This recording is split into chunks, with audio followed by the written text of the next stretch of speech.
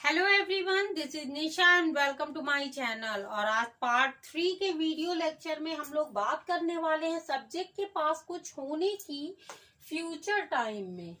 For example, तुम्हारे पास एक बड़ा घर होगा, उसके पास एक कार होगी, उनके 2 बच्चे होंगे, हमारे पास बहुत जिम्मेदारियां होंगी। तो कुछ होने की बात करेंगे। आपके सेंटेंस के लास्ट में होगा, होगी, होगी ऐसे शब्दों का यूज किया जाता है गाइस। एंड आप ऐसे सेंटेंसेस में विल हैव के रूल्स को फॉलो करेंगे विद एवरी सब्जेक्ट। आप विल हैव यूज करेंगे, subject then will have then object. So rule is very simple. Example के बेस से हम लोग समझते हैं। So let's start.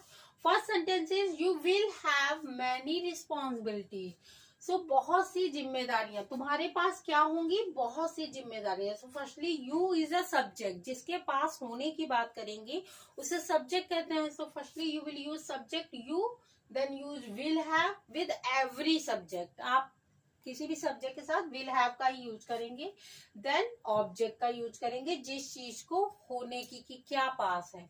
So many responsibilities, ये कहते हैं तुम्हारे शादी के बाद तुम्हें बहुत जिम्मेदारियां होंगी तुम्हारे पास। So you will have many responsibilities after marriage. So this type आप लोग यूज करेंगे। Next sentence is he will have 2 children. So subject is he and then will have, क्या होंगे, 2 बच्चे। ही विल हैव 2 चिल्ड्रन, उसके 2 बच्चे होंगे। Next sentence is I will have some work. So I is a subject then will have, मेरे पास क्या होगा, कुछ काम होगा। I will have some work, मेरे पास कुछ काम होगा। Next sentence is they will have his address. उनके पास उसका एड्रेस होगा। तो अगर मेल की बात करेंगे तो आप हिज का यूज करेंगे। अगर फीमेल की बात करते हैं गाइस तो यहाँ पर हर का यूज करेंगे फीमेल के लिए। So they will have, they is a subject then will have, क्या होगा, उसका address. So his address, her address. Next sentence is she will have a big house. So she is a subject then will have, क्या होगा, एक बड़ा घर होगा, a big house. We will have inconvenience there, हमें वहां असुविधा होगी। सो इनकन्वीनियंस मीन्स असुविधा होना।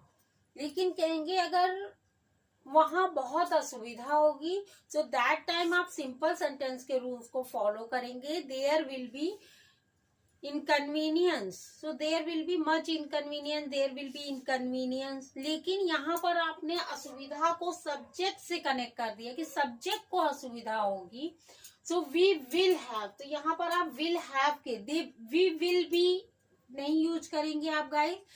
We will have inconvenience there. Okay, so take a screenshot. So negative sentences में गाइज आप subject then will, not have, will और हैव के जस्ट बीच में आप नॉट का यूज करेंगे, then object. So first sentence is the patient is a subject, the patient will not have much pain. So the patient is a subject then will not have, patient को क्या नहीं होगा, much pain, बहुत दर्द नहीं होगा। Okay, second sentence is the shopkeeper will not have sugar free sweet। दुकानदार के पास शुगर फ्री मिठाई नहीं होगी। तो the shopkeeper is a subject then will not have, then क्या नहीं होगा, sugar free sweet. Next sentence is both of you, both of you तुम दोनों के पास। तो both of you will not have, तुम दोनों के पास क्या नहीं होगा, वार्म क्लॉथ, गर्म कपड़े नहीं होंगे। Okay, next is no one will have the courage to speak in front of her. तो यहाँ पर नॉट का यूज इसलिए नहीं किया गया गाइस क्योंकि आपने नो वन का यूज कर दिया कि किसी के पास भी साहस नहीं होगा उसके सामने बात करने का। सो किसी के no one will have the courage, किसी के पास साहस नहीं होगा, क्या करने का साहस नहीं होगा, बात करने का। टू स्पीक किसके सामने, इन फ्रंट ऑफ हर, उसके सामने। Next sentence is they will not have the knowledge of inner beauty, उन्हें आंतरिक सुंदरता का ज्ञान नहीं होगा। सो इनर मीन्स आंतरिक. So they is a subject will not have, क्या नहीं है, नॉलेज नहीं है, the knowledge of inner beauty. So negative sentences में आप विल नॉट हैव का यूज करेंगे. अगर आप कॉन्ट्रैक्टेड फॉर्म का यूज करेंगे गाइस तो वॉन्ट हैव का यूज करेंगे. अगर आपने नो वन का यूज किया है तो आप कभी भी नॉट का यूज नहीं करेंगे. Okay, so these are negative sentences. Interrogative sentences में गाइस आप सब्जेक्ट के जस्ट पहले विल का यूज करेंगे, देन सब्जेक्ट. अगर आपका सेंटेंस निगेटिव है गाइस तो आप सब्जेक्ट के जस्ट बाद नॉट का यूज करेंगे, देन हैव ऑब्जेक्ट का यूज करेंगे. लेकिन अगर आप कॉन्ट्रैक्टेड फॉर्म का यूज करते हैं तो सब्जेक्ट के जस्ट पहले आप नॉट का यूज कर सकते हैं, विल नॉट यानी वॉन्ट का यूज करेंगे एंड सेम रूल फॉलो करेंगे.